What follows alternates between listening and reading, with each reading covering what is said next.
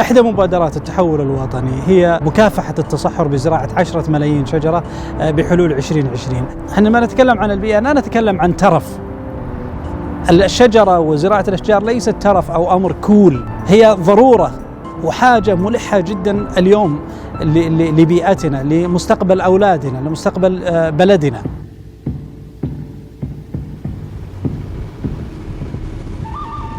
طبعا احنا في ميدان الملك سلمان، تقاطع الملك خالد، يعتبر طريق مهم، يعني حتى هو طريق المواكب، يعني طريق ضيوف الدولة أو أي شخص يجي من المطار يجي عن طريق هذا الميدان. مثل ما أنتم شايفين ما في تشجير، ما في ولا شجرة. يا أخي بتعطي صورة انطباعية بدائية أن جالسين ما قاعد بس أنه زفلت ويلا. أنا كشخص لو أجي للرياض أول مرة باخذ انطباع سلبي إذا شفت هذا المكان، يعني إذا شفت كل الطريق أساساً، يعني خلينا نكون أكثر وضوح. وأجي لهذا الميدان كذا، أنا إذا سافرت، أنت إذا سافرت ورحت تأخذ أول انطباع المطار، إذا طلعت كذا الطريقين 3-4 كيلو يجيك انطباع أول عن هذه المدينة. أنا لو أجي هنا بشوف الوضع تصحر. الوضع في المملكة العربية السعودية في ناحية التصحر وضع بحاجة إلى تطوير وتعديل وتحسين، وهذا التطوير والتحسين هو بحاجة لمشاركة المواطنين والناس والسكان في هذا التطوير. الإحصاءات تشير إلى أنه خلال 40 سنة الماضية عانت 80% من مناطق المملكة من التصحر. احنا الحين في طريق عثمان بن عفان، تقاطع الإمام. صراحة أنا في جزيرة وسطية في وسط الطريق، أعتقد عرضها يصل 12 إلى 13 متر، ومثل ما أنتم شايفين ولا شجرة ولا نبات. احنا الحين بنشوف كم درجة الحرارة هنا، بما أن ما في ولا شجرة في هذا الطريق. كم طلعت؟ 54. لو نشوف المكان هنا، هذا مكان يعتبر مثال ناجح في التصميم المناسب في طرق المشاة والتشجير. يعني عندنا هنا الطريق، ثم عندنا حزام من الأشجار، ثم ممر مشاة مثل ما نشوف.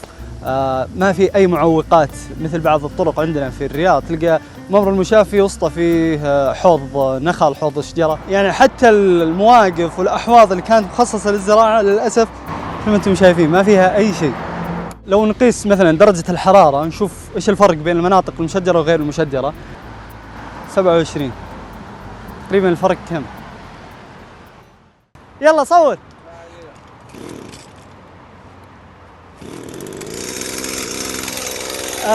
هذا هو عدو التشجير اللي دائما نطالب فيه، اللي هو عدم التقزيم وعدم قص الأشجار.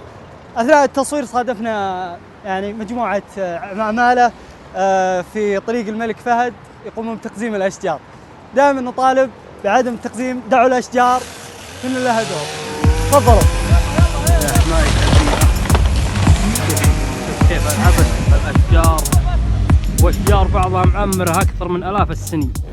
الشرطة البيئية طبعا سيكون دورها هي الضبط لكل ما هذه الممارسات الخاطئة، مثل الرعي الجائر، الاحتطاب، التخلص العشوائي من النفايات. وأصبح هناك قناعة أنه لها أدوار هامة تلعبها. الشجرة هي أساس البيئة، إذا فقدت الشجرة تفقد كل ما مترتب عليها من طيور وزواحف وحشرات، لأنه هي الأساس. فقد الغطاء النباتي يسبب تصحر، يسبب أمور كثيرة سلبية مترتبة على التصحر. طبعا من الأشياء الغريبة، طريق الملك فهد تدير 3 جهات: هيئة تطوير مدينة الرياض، وأمانة مدينة الرياض، ووزارة النقل. والاختلاف هذا واضح حتى في الطريق. احنا الآن مثالا في منطقة تشجيرها مناسب، في تشجير على الطرق، في طريق الخدمة، في ممرات مشاة بجوانب طريق الخدمة. هذا مكان تدير مثلا هيئة تطوير مدينة الرياض. في اللقطات الحين بنشوف مثلا المواقع اللي تديرها أمانة مدينة الرياض أو وزارة النقل. في اختلاف واضح في التشجير، في الاهتمام، حتى في اختيار أنواع النباتات المستخدمة. في فرق إن الآن في أشجار في بعض المواقع استخدام النخيل أو استخدام النباتات الحولية اللي هي الورود وغيرها، اللي ما لها أساسا دور في صناعة الظل في المدينة. اللي دائما نتحدث عنه نقول ترى التشجير ممكن في الطرق، في الأحياء، في المناطق العامة، وهو واضح. عندنا أمثلة واضحة عندنا. بطبيعة الحال شيء طيب أنه إحدى الجهات الحكومية كالبلديات أو يعني الوزارات ذات العلاقة تقوم بتشجير ونشر الغطاء النباتي، لكن الأفضل جدا أنه يكون هذا التشجير وهذا الغطاء النباتي متوافق مع البيئة ومتوافق مع رؤية الوزارة التي تدعو إلى نشر الأنواع المحلية البرية لزيادة الغطاء النباتي البري الذي هو الآن أصبح يعني مدهور على حساب الاحتطاب الجائر. فكأنك أنت وظفت الأموال وأنقذت البيئة وعوضتها من الاحتطاب الجائر، وأصبح الاختيار مسدد. الآن هذه مياه مهدرة تطلع من أكرمكم الله دورة المياه اللي في المسجد، مياه صالحة للري، صالحة للأشجار، لكن مثل ما شايفين رايحة للشارع. الناس الآن يوم استخدمت هذا الشجر وصارت تزرعه بدعوى أنه والله شجر كويس وسريع النمو، لكن بسنتين ثلاث صار فيه انطباع سلبي أن هذا الشجر قاعد يضر البنية التحتية ويضر المواصيل، فالناس صارت تشيل الشجرة هذه وبلاش شجر وبلاش تشجير. فهذا اللي إننا ما نطالب فيه، هذا اللي نقول لا، استخدام النباتات المناسبة، استخدام النبات المحلي، الأنواع كثيرة والمواصفات والمعايير لاختيار النباتات المحلية في مدينة الرياض كثيرة، أكثر من تقريبا تصل إلى 100-150 نوع، لكن نجهل الأنواع المناسبة في استخدامها في المدينة. هذه الأشجار لأن الله سبحانه وتعالى خلقها في هذه البيئة الصحراوية الجافة، فهي تتحمل هذه المياه. لدينا أشجار يصل عمرها إلى 600 سنة إلى 500 سنة. كيف عاشت هذه الأشجار في بيئة صحراوية؟ عاشت لأنها تستطيع تحمل الجفاف، تستطيع تحمل الشمس الحارقة، فالله سبحانه وتعالى خلقها لتنمو في هذا المكان. في الفترة الأخيرة صرنا نسمع بمطالبات بالتشجير، حملات التشجير في تويتر، في الإعلام، في السوشيال ميديا بشكل عام، ونسمع ذاك الرد اللي يقول لك والله الرياض بلد صحراوي، الرياض تعاني من قلة المياه، الرياض فيها مشاكل ارتفاع درجات الحرارة. اللي يقول هذا أنا أقول تعال زر متحف أو منطقة مدينة الملك عبد العزيز التاريخية وشوف هل الرياض ممكن تكون خضراء أو لا. إن الحين عندنا في مدينة الرياض مثلا عندنا أكثر من موقع عام، كل يوم يطلع لنا مواقف جديدة، مولات في الجامعات، في المناطق أو الجهات الحكومية، لكن كلها تفتقد إلى الظل في المواقف. ولو تحدثنا عنها من ناحية اقتصادية، بين الشجرة والمظلة اللي قاعدة تستخدم في المواقف، الشجرة تكلفتها كم؟ 3 4 5 ريال، بالمقابل المظلة الخرسانية قيمتها تصل إلى 3000 4000، ولكم حق المقارنة. نحن لا نهتم بالشجرة لمكافحة التصحر فقط، نحن لا نهتم بالشجرة للظل فقط، الشجرة هي نظام حياة كامل.